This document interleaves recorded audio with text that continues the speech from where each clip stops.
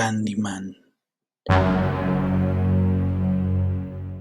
Las leyendas urbanas son relatos orales que permanecen en el imaginario popular debido a que las personas transmiten esas historias que usualmente no están registradas en documentos históricos oficiales. Más bien, viven gracias a la tradición oral de las comunidades.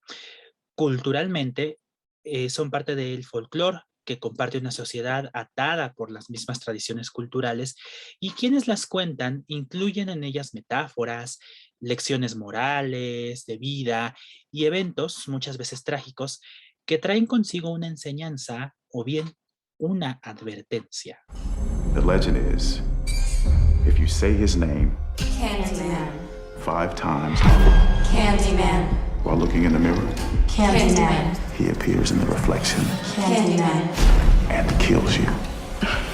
Esta idea es toda la premisa de Candyman, el reciente estreno de Universal Pictures dirigido por Nia Da Costa, quien también escribió el guión de la película junto a Jordan Peele, ahora famoso por ser el escritor y director de Get Out, y Oz, Huye y Nosotros, películas que en su momento también hablaron de la violencia y discriminación racial, como es el caso de esta nueva entrega de Candyman. Se trata de una secuela directa de la película de 1990 dirigida por Bernard Ross y protagonizada por Tony Todd, a quien se le quedó impregnada la imagen de Candyman, así como a Robert Englund se le quedó la de Freddy Krueger y a Gunnar Hansen la de Letterface de la masacre de Texas. Aquella película también hizo popular a la actriz Virginia Madsen, cuyo personaje, Helen Lyle, retorna en esta secuela, aunque no les voy a revelar de qué forma.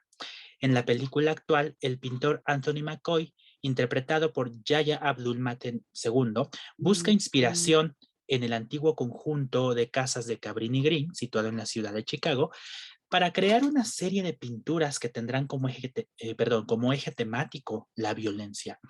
En este camino se encuentra con la leyenda de Candyman, un mítico ser con un gancho en el muñón que, según la leyenda, si dices su nombre 5 veces frente a un espejo, aparece y abre tu cuerpo con su gancho. Candyman. Candyman. Candyman. Candyman. Don't say that. Candyman.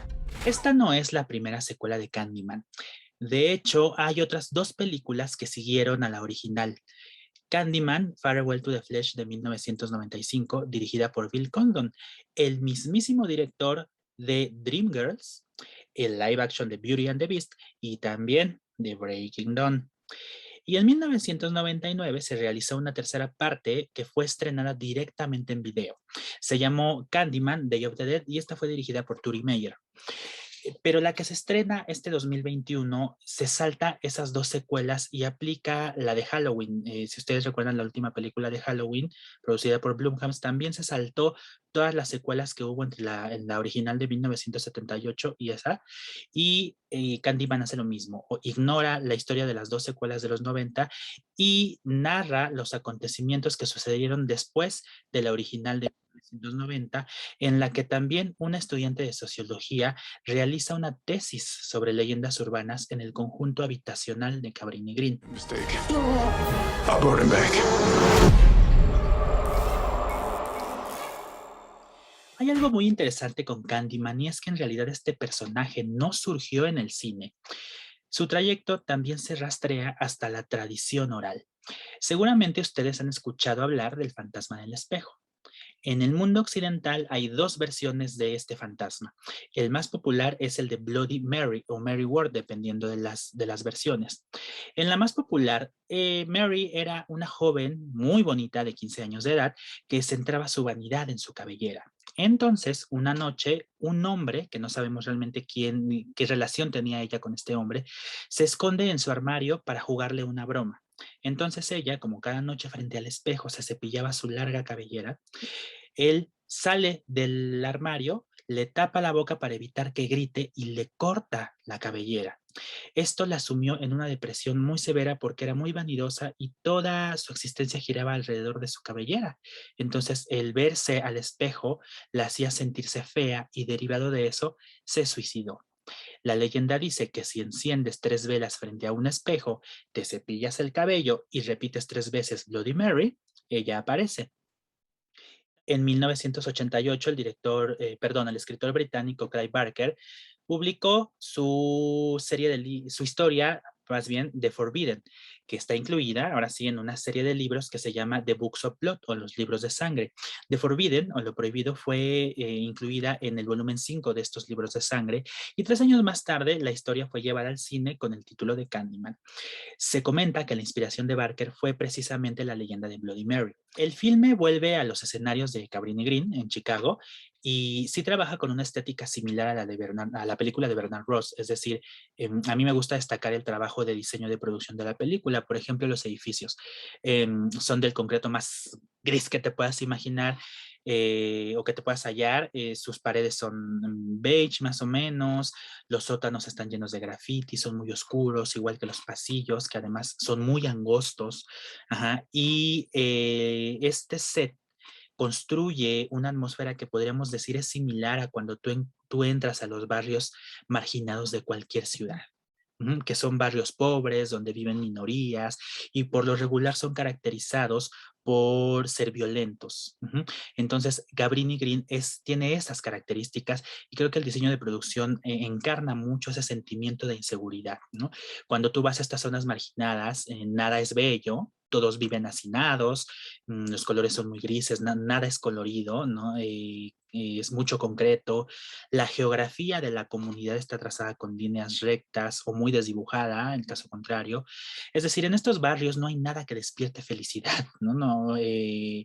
Y como dicen por ahí, sientes que la violencia y el peligro te respiran en la nuca.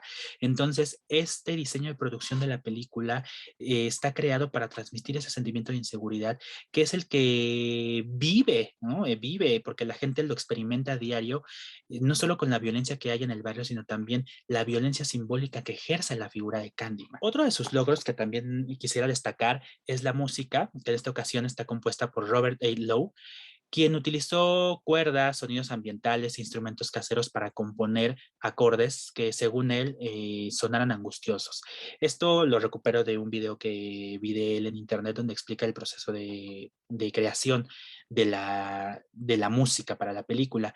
Y en ese sentido, también creo que la película es una encarnación de la angustia, es decir, esa angustia que predomina en las narrativas del cine de terror, porque te mantiene expectante acerca de la aparición de la amenaza.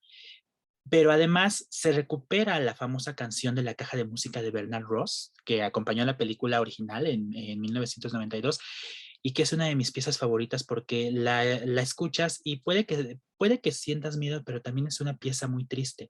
Y es que la historia de Candyman es una historia muy triste.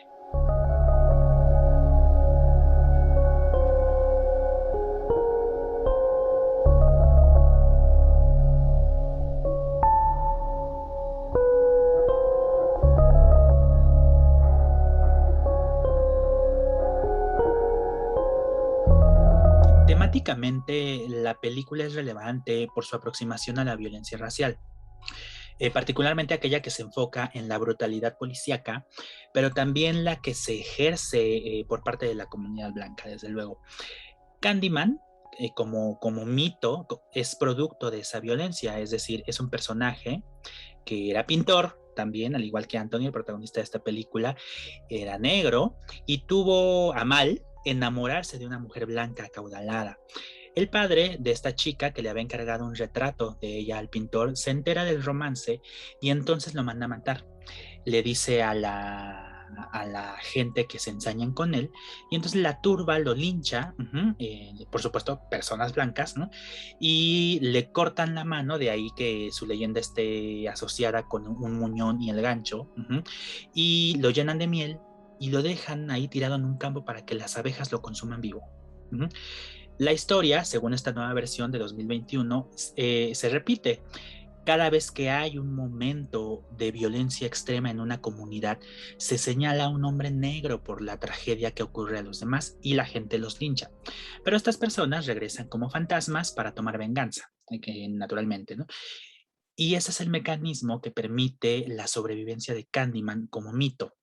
Si lo piensan bien, este es el propio mecanismo del miedo. Por ejemplo, si nosotros caminamos en la noche a través de una calle oscura, es angustioso porque existe la amenaza del delincuente, del violador, del secuestrador. Es decir, afuera hay un depredador al que le tememos y entonces esa inseguridad nos mantiene controlados. Por tanto, el mito de Candyman funciona de ese modo y creo que también todas las formas de terror funcionan así. Es un poder que se ejerce sobre nosotros y, como me gusta decir, suprime todas nuestras capacidades, ¿no?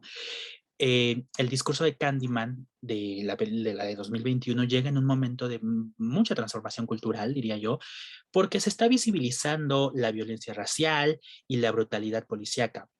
Y no sé si ustedes recuerden, pero fue en el 2020 cuando se viralizó la noticia del arresto ilegal y violento de un hombre negro que se llamaba George Floyd. Murió durante su arresto porque un policía le puso la rodilla sobre el cuello y no le permitió respirar. Eh, pues vaya, muchos son los casos de hombres y mujeres de la comunidad negra que han muerto en circunstancias similares y eso se atañe al racismo institucionalizado y a la brutalidad policíaca. Cuando vean la película, verán que se adopta esta demanda social, es decir, el monstruo asesinado siempre es negro, acusado injustamente y sentenciado a muerte por su condición de negritud. La analista de cine Angelica Jade, de quien recientemente leí una crítica sobre la película en Vulture, recuerda, por ejemplo, el caso de Breonna Taylor, asesinada el año pasado, en marzo de 2020, durante un tiroteo policial. En las protestas sobre su muerte, Angelica Jade recuerda que el lema era Say Her Name, di su nombre. Y eso es bien importante porque justo el lema el eslogan de la película de Candyman es Say His Name, di su nombre. To really engage with the work, you should say his name. Candyman is fear, oppression, retribution, Dramatic. racism in America. Pero más allá de esta lectura, que considero es la más directa, diría que hasta obvia, yace también un problema acerca de cómo las películas de terror nos hacen sentir. Y eso lo reflexiona la directora, Nia Da Costa, a través de su discurso sobre el arte dentro de la película. En algún momento, les voy a contar un poquito de una escena, pero no voy a dar ningún spoiler importante. En algún momento, Anthony, el pintor, le muestra a su esposa, quien es una experimentada distribuidora de obras de arte y tiene una galería, un cuadro donde intenta retratar la violencia. Y entonces le pregunta, ¿qué te hace sentir el cuadro? A lo que ella responde, horror, está horroroso, ¿no? Entonces, este es un ejemplo de cómo Candyman es una película que se inscribe en esta tendencia del terror contemporáneo, me parece, de trabajar con el cuerpo. Se trata de un horror corporal, ¿no? Uno que puedes sentir a través de la violencia que ves en las imágenes de la película y que es complementada con los fluidos como la sangre, ¿no? Y el color rojo que es muy intenso, ¿no? Es decir, esta película, como muchas otras de esta generación de películas que recientemente están saliendo, es un ataque directo al cuerpo del espectador. Y vaya, otras películas recientes como Suspiria, The Witch o It Follows, por mencionar algunas, son parte de esta tendencia de trabajar y atacar directamente al cuerpo a través de las sensaciones que produce una película. Mi invitación es a que reflexionemos, o mejor dicho, sintamos de ese modo Candyman, sintamos de ese modo esta película. Más allá de su discurso social, que es importante, por supuesto, y es un modo de leer la película, mi invitación es a experimentar la película, que es también lo que pretendo hacer en este canal. Es decir, vivir las películas, ¿no? Más que criticarlas, más que decirles si deben o no verlas, etcétera. Pienso que la crítica de cine es importante, pero a veces desmenuzamos tanto las películas que llega un momento en que nos olvidamos de experimentarlas, de vivenciarlas. Entonces yo pretendo volver a las emociones y en este caso con Candyman volvamos al miedo, repitan su nombre 5 veces frente a un espejo y cuéntenme cómo les fue. Aquí les dejo mis redes sociales. Yo soy Bloody Eric y gracias por sobrevivir a este video. Nos vemos en el próximo.